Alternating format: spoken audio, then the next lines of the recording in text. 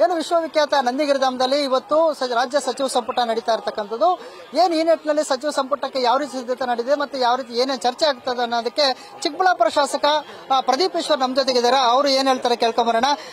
Sir ನಮಸ್ತೆ sir. ಈಗ ನಿಮ್ಮ ಕ್ಷೇತ್ರದಲ್ಲಿ ಈಗ ರಾಜ್ಯದ ಸಚಿವ ಸಂಪುಟ ನಂದಿಗಿರಿಧಾಮ ನಡೀತಾ ಇದೆ. ಮೊದಲನೇದಾಗಿ ಏನ್ ಹೇಳ್ತೀರಿ?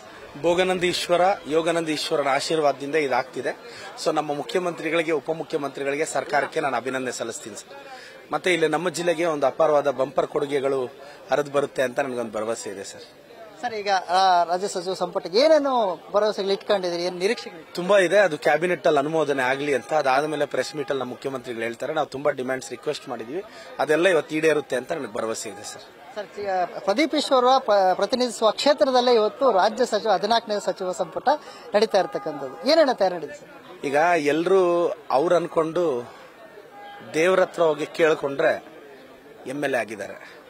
ನಾನು ಆ ಭೋಗನಂದೀಶ್ವರ ಡಿಸೈಡ್ ಮಾಡಿದ್ರೆ MLA ಆದವನು. ಸೊ ಭೋಗನಂದೀಶ್ವರನಿಗೆ ಗೊತ್ತಿಲ್ವಾ, ಆತನೇ ರೆಡಿ ಮಾಡಿರೋ MLA ಕ್ಷೇತ್ರದಲ್ಲಿ ಒಂದು ಕ್ಯಾಬಿನೆಟ್ ನಡೆಸಬೇಕು ಅಂತ.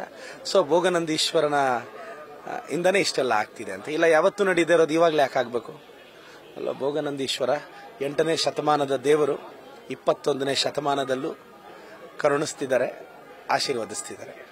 ಸರ್ ಈಗ ಏನು ಸೆಪ್ಟೆಂಬರ್ ಕ್ರಾಂತಿ ಈ ತರ ಎಲ್ಲ ಚರ್ಚೆ ನಡೀತದೆ, ಏನಂತ ಏನ್ ಸರ್ ಅದು?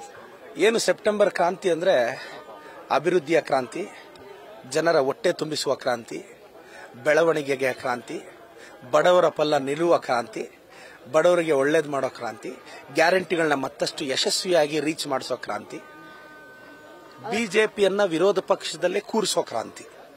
ಆದ್ರೆ ಸೆಪ್ಟೆಂಬರ್ ಕ್ರಾಂತಿ ಅಂದ್ರೆ ಸಚಿವ ಸಂಪುಟದಲ್ಲಿ ಸಾಕಷ್ಟು ಬದಲಾವಣೆ ಆಗುತ್ತೆ ಅಂತ ಪ್ರತಿಪಕ್ಷದಲ್ಲಿ ಹೇಳ್ತಾ ಇದ್ದಾರೆ. ಅದೇನು ನನಗೆ ಗೊತ್ತಿಲ್ಲ. ನಾನು ಸಾಮಾನ್ಯ ಕಾರ್ಯಕರ್ತ. ಪಕ್ಷ ಉಂಟು, ಹೈಕಮಾಂಡ್ ಉಂಟು. ಇದಕ್ಕೆ ಮೋಸ್ಟ್ಲಿ ನಮ್ಮ ಉಸ್ತುವಾರಿ ಸಚಿವರು ಪಕ್ಷ ಉತ್ತರಿಸಿದ್ರೆ ಸೂಕ್ತ. ನಾನು ಅದ್ರ ಬಗ್ಗೆ ಕಾಮೆಂಟ್ ಮಾಡೋನಲ್ಲ ಸರ್. ಈಗ ಈ ಬಗ್ಗೆ ಪ್ರತಿಪಕ್ಷಗಳು ಬಹಳ ಟೀಕೆ ಮಾಡ್ತಿದ್ದಲ್ಲ ಸರ್, ಏನು? ಆರ್ ಅಶೋಕಣ್ಣನಿಗೊಂದು ಪ್ರಶ್ನೆ ಕೇಳ್ತೀನಿ. ಆರ್ ಅಶೋಕಣ್ಣ, ನೀವು ತುಂಬಾ ಚೆನ್ನಾಗಿ ಜ್ಯೋತಿಷ್ಯ ಹೇಳ್ತೀರಾ. ಆರ್ ಅಶೋಕ್ ಜ್ಯೋತಿಷ್ಯಾಲಯ, ಪದ್ಮನಾಭನಗರ. ಮೋಸ್ಟ್ಲಿ ಅವ್ರ ಭವಿಷ್ಯ ಅವ್ರಿಗೆ ಗೊತ್ತಿಲ್ಲ ಅನ್ಸುತ್ತೆ. ಅವ್ರ ಜಾತಕದಲ್ಲಿ ಶನಿ ಇದ್ದಿದ್ರೆ ಪಾಪ ಜ್ಯೋತಿಷಿಗಳು ಸಾಲ್ವ್ ಮಾಡೋರು. ಅವರು ಜ್ಯೋತಿಷಿಗಳಲ್ವಾ. ಆದ್ರೆ ಆರ್ ಅಶೋಕ್ ಸುತ್ತಿರೋದು ಶಕುನಿಗಳು. ಅವ್ರ ಚೇರೆ ಅಲ್ಲಾಡ್ತಿದೆ. ಈಗ ಆರ್ ಅಶೋಕ್ ಅವ್ರ ಭವಿಷ್ಯ ಏನಾಗುತ್ತೆ ಅಂತ ಜ್ಯೋತಿಷ್ಯ ಹೇಳಿ ಸರ್. ಈಗ ರಾಜ್ಯದಲ್ಲಿ ರಾಜ್ಯ ಉಸ್ತುವಾರಿ ಇವರು ಬಂದಿದ್ರು, ಸುರ್ಜೇವಾಲಾ ಬಂದಿದ್ರು.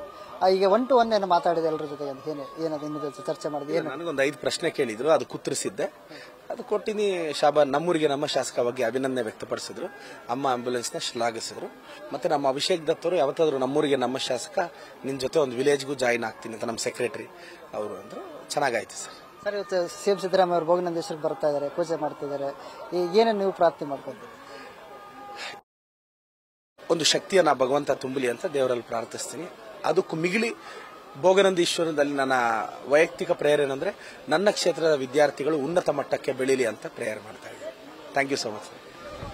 ಏನಿದಿಷ್ಟು ಚಿಕ್ಕಬಳ್ಳಾಪುರ ಶಾಸಕ ಪ್ರದೀಪ್ ಈಶ್ವರ್ ಅವರ ಮಾತು. ಯಾಕಂದ್ರೆ ಅವರದೇ ಕ್ಷೇತ್ರದಲ್ಲಿ ಇವತ್ತು ನಂದಿಗಿರಿಧಾಮದಲ್ಲಿ 14ನೇ ಸಚಿವ ಸಂಪುಟ ನಡೀತಾ ಇರತಕ್ಕಂಥದ್ದು. ನಿಜಕ್ಕೂ ಎಲ್ಲಾ ಕಾರ್ಯಗಳಿಗೆ ಸಿದ್ಧತೆಗಳು ಕೂಡ ಪ್ರದೀಪ್ ಈಶ್ವರ್ ಸಾಕಷ್ಟು ಪ್ರತಿಕ್ರಿಯೆ ನೀಡಿರ್ತಕ್ಕಂಥದ್ದು. ಕ್ಯಾಮರಾ ಪರ್ಸನ್ ರೋಷನ್ ಜೊತೆ Suresh Babu, news first, Chikkaballapur. News first, ನಿರ್ಭೀತಿಯಿಂದ ನಿಮ್ಮ ಪರವಾಗಿ.